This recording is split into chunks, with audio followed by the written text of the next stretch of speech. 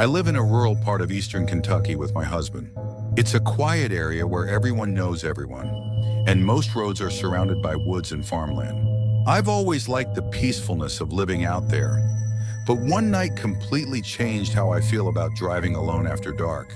At the time, I was working long shifts at a rehabilitation center about 40 minutes from home. Depending on staffing, I'd sometimes leave work well after midnight. This happened during one of those overnight shifts. I clocked out a little after 2:30 in the morning. I was exhausted, hungry, and ready to get home. Before heading back, I stopped at a small convenience store that stayed open all night. I grabbed a bottled drink and a snack, then paid for a few gallons of gas since I didn't need much to get through the week. While I was inside, I noticed a man standing near the coffee station. He wasn't buying anything. In fact, he wasn't doing much of anything except staring. Every time I glanced in his direction, he seemed to be looking at me. At first, I assumed I was imagining it. But when I walked to the register, I noticed him watching me through the reflection in the cooler doors. The cashier eventually called out to him and asked if he needed help finding something. The guy simply shook his head and walked out. I didn't think much of it after that. I paid for my things, pumped my gas, and got back on the road. About 20 minutes later, I was driving along a winding stretch of highway with almost no traffic around. That's when a warning light suddenly appeared on my dashboard. I frowned. The fuel light. That didn't make any sense. I had literally just bought gas. I glanced at the gauge and watched in disbelief as the needle slowly dropped toward empty. I thought maybe the gauge had malfunctioned. My car wasn't exactly new. Then I noticed something else. A strong smell of gasoline. Strong enough that I could smell it through the vents. A knot formed in my stomach. I pulled onto the shoulder and got out. The smell was overwhelming.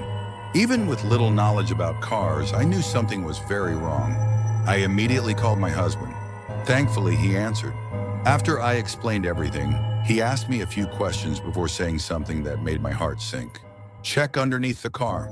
I crouched down and shined my phone's flashlight beneath the vehicle. Fuel was dripping steadily onto the pavement. My husband went silent for a moment. Then he said, "It sounds like your fuel line's been damaged." I asked how that could happen. His answer wasn't comforting. Someone could have done it. At that exact moment, headlights appeared behind me. A vehicle was approaching. What made my stomach turn was the fact that its headlights suddenly switched off as it got closer. The vehicle rolled to a stop several car lengths behind me. My husband heard me gasp. "What is it?" he asked. I explained what I was seeing. His tone immediately changed. "Get away from the road." I didn't argue. I locked my car, grabbed my phone, and hurried toward the nearest house I could see. The property sat at the end of a long gravel driveway. Every light inside was off. I pounded on the front door. For nearly a minute, nothing happened. Then a porch light came on. An older man opened the door wearing a robe and looking half asleep. I quickly explained that my car had broken down and that someone might be following me. To my relief, he invited me inside. The house looked normal enough. Family photos, old furniture, nothing seemed unusual.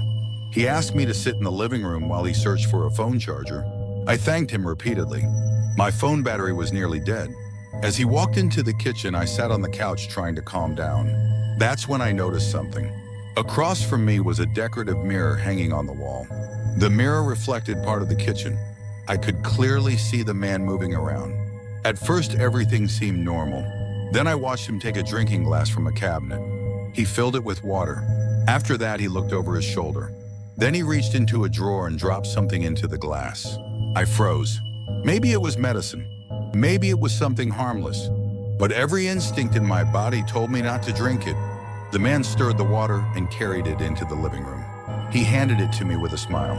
I thanked him, but didn't take a sip. Instead, I set it on the table beside me.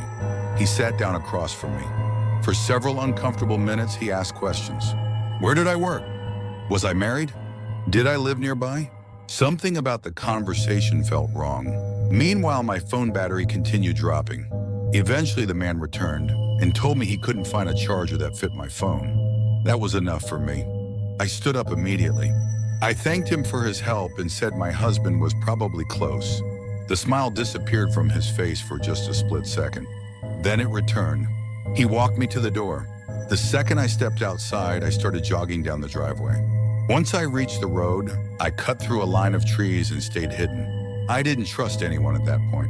Not the vehicle that had stopped behind my car, and certainly not the man with the mysterious glass of water. My phone battery dropped to 1%. I quickly shared my location with my husband and sent a message explaining where I was. Then the phone died. For the next 20 minutes, I sat in the darkness listening to every sound around me. Every rustle of leaves made me jump. Every distant engine made my heart race. Finally, I saw a familiar pickup truck approaching.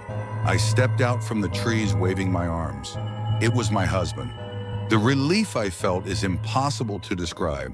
I climbed inside and immediately broke down crying. Together, we drove back to my car. The vehicle that had been parked behind it was gone. But something else caught our attention. One of my windows had been smashed. The interior had been disturbed as though someone had searched through it. Fortunately, there was nothing valuable inside. A tow truck eventually arrived and took the car away. The next day, mechanics confirmed what my husband had suspected. The fuel line had been deliberately cut. To this day, I don't know whether the man at the gas station was responsible. I don't know whether the vehicle that followed me belonged to him, and I don't know what was in that glass of water. What I do know is that within the span of a single night, 2 different situations made me fear for my safety. Ever since then, I pay much closer attention to the people around me, especially when I'm alone.